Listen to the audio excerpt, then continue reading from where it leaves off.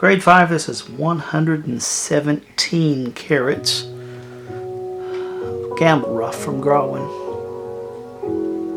It's an interesting piece there. I don't know if you can see him, but I can sort of see some red on the top, like orangey red. Yeah, it's Top with orangey some red. light potch down below, mixed with sand. Not a very good dinner order, but a lovely oak.